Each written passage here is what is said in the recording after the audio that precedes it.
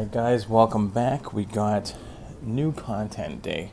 And there is the event quest, which we will probably do some boss solos later. I know there were some issues with the Paragon Gauntlet. I did not get into it early, but I know some people did. Doesn't matter. We'll address that another time.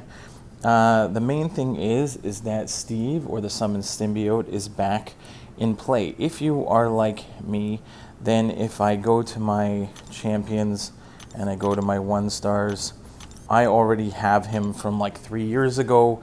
If you don't have him, then you will get him at rank 1 in your in-game mail, and then I'll show you how to go ahead to get the Clintar Catalyst to rank him up, and then what to do. So we go into the side quest. If you don't have him yet, so if you just got him, you can go into Null's Void here, and he's the only champion that you can bring in. And then if we enter the quest, what you're going to want to do is, if you are doing it for the first time, every time you go ahead and do a fight, you will then get pre-fights that you can use with the Summoned Symbiote. So we'll just do a quick example here. So if I jump in here, I have a persistent charge of 0. If I go ahead and do the first fight, I should get 1. And then you have a whole bunch of pre-fights that you can choose from, and you should get more as you rank up your Summoned Symbiote. So if I go into the second fight, I should have, there I got 2 persistent charges. If you click on him, you can see I have all my pre-fights available. And each of these pre-fights, so the bottom one here is 5 persistent charges. The top ones are only 1, and you can stack these ones. Once you use it, you'll have it for the rest of the quest. But what you're going to want to do, if you haven't done it yet and you want to rank up, you'll do the first 6 fights, and then you're going to want to swap over to these nulls here, and you'll get your first set of 24 Clintar Catalysts. Okay, you'll finish off that path, and then what you do is you go back in. You're going to have to start in the same spot again, but when you get to this spot here, then you go over to path B. You finish path B. When you get to here, again, I would suggest, if you haven't done it, then you go to Null. Even if you have done this before, I did this on my other account. I just reran it every time to get the full exploration rewards. It's just some extra shards for some crystals, but you never know when you're going to get some good luck out of that. So you go ahead, you're going to do that. That's the second run through.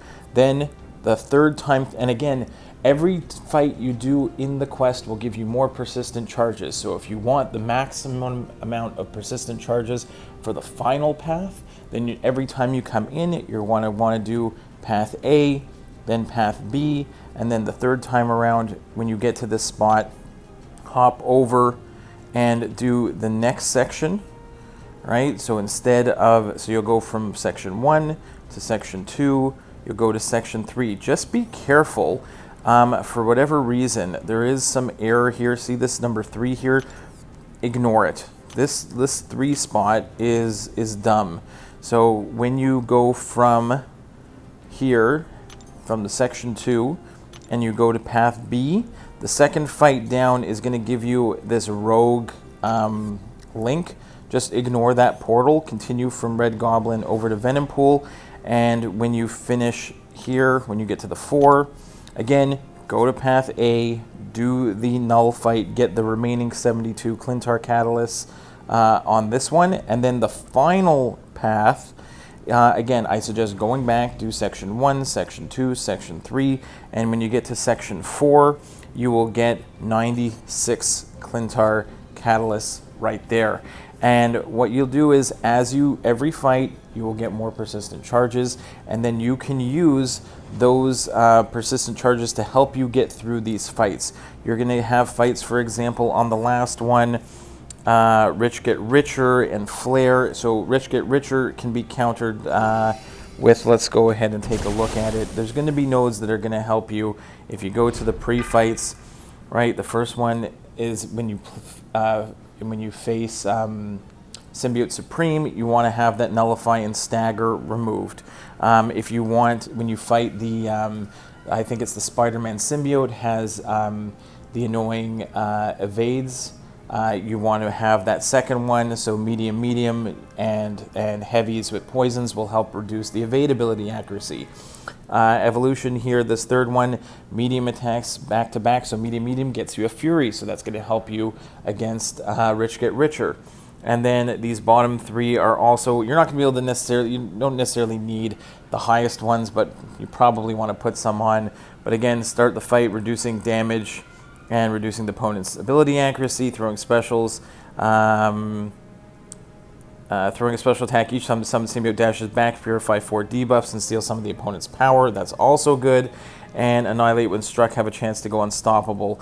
Special attacks inflict shrivel and stun debuffs, increase the potency, chance, and duration of all other evolutions. So getting that last one is going to be, maybe even just once is pretty good. But again, as you go through, you can stack them. So you'll gain more persistent charges, and then by the time you finish all of this, you should be able to take your Summon Symbiote to rank 5. So that is what I suggest you do. So I suggest doing Path 1, complete it, Path 1 and 2, complete it, 1, 2, 3, complete it, and finally 1, 2, 3, 4. That is by far the most efficient way to do it, where you can maximize your persistent charges. Okay, now what we can do is let's exit out of this one. And then once you're done, then you can go into the Sugar Crash, and let's take a look here. This is where you're actually going to get the, where you'll actually get your candy. For the candy shop will be in this one. So you really only have to do that first Null's Void once this month, and then each week there's going to be a new quest here. In this one, I suggest going up here to the Anti-Venom fight first, because you can see where where you get a little boost. Then I went over to the Kamala Khan path, then to the Deadpool path, and finally the Drax path. The Deadpool path, you can use a boost. You're going to get boosts that do a whole bunch of different things. I don't know how bad it's going to get later on in the week, so I'm trying to not use them too much. This one, even though with the regen and recovery, if you have the symbiote at max, you can probably out-damage them. But there is a heal block buff. I'll actually bring up on the screen all the different buffs that you can get, and because I've got them saved from the main account. So I'm going to go ahead and bring that up, and we'll run through those. So there's Cauterize is going to help you with that regen path. We've got Cleanse, it removes power. This one here is going to chance to take away debuffs. There's True Strike. This one here, the Recoup, is the one you're going to want for that final path to help with the bleeds. So there's lots of nice buffs here, but I'm just going to hold on to these for now to see which ones I'm going to need for the future. Now that you've seen all the boosts, the one that you're going to need for this last one is Bleed Vulnerability, Bloody Mess, and Biohazard. In order to get through Biohazard with the Summon Symbiote, because he is bleed immune, I suggest using the one that gives you 120% health back for the debuffs on you, so you're basically healing from the bleeds and poisons, and it makes it really easy to go through that final path. And I think you'll and also what I suggest is that when you start off with the Anti-Venom and the Kamala Khan, it's going to take you to this left Mysterio boss with just bleed vulnerability. When you do the Deadpool path, it's going to take you to this Mysterio that also has Biohazard. So when you do the Deadpool path first, you put the boost on for the Mysterio, and then you run immediately afterwards the Drax path, so you already have the boost active. So it's like a 15-minute boost, so then you have more than enough time to finish off that path and Mysterio again. That is what I suggest you do here. Then you can get, I think this week I did it all on the main account. I got up to 10,000 candy. You go to your store. There is a candy shop here where you can use the candy to purchase some fun items. And then the main thing is going to be if we go back to our solo objectives, then we're going to go down, and for every point that we do, there's the treats traders, and you get all the different progression levels. So if we go in, you get 1 point for each one, and each of these levels are going to give you different rewards. So even if this is like the easiest one, it's going to give you like you're going to be able to get some primordial dust in there. Let's see, in this one, so you're going to get the highest progression level. If you're at the highest progression level, you will get all of these. And let's see, I think there's even some primordial dust for the tier 2 primordial dust, which we're going to want if you're going to want to take another 6-star up.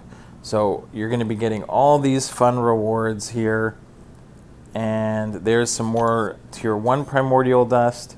And I guess this one is probably the best one here. Let's see. So more fun rewards. We've got some tier 6 in there. And there we go. So tier 2 primordial dust and an awakening gem. So you got an awakening gem crystal, and then here there's even more rewards. So if we go in here, there's another 500 7-star shards, another 500, another 50. So you'll get 100 tier 2 primordial dust, a 6-star generic awakening gem. So lots of fun rewards. I'm probably going to wait a couple weeks, see how much candy I end up getting. I think it was 10,000 from the first week, but I'm going to see how much I can get over the weeks, and then go ahead, spend it on what I want to get in the candy shop and get those rewards as well. So lots of fun stuff in there. Hopefully those tips help you out. And if you have any questions, of course, just let me know in the comments. I'll be more than happy to help you out, guys. So see you in the next one. Bye-bye.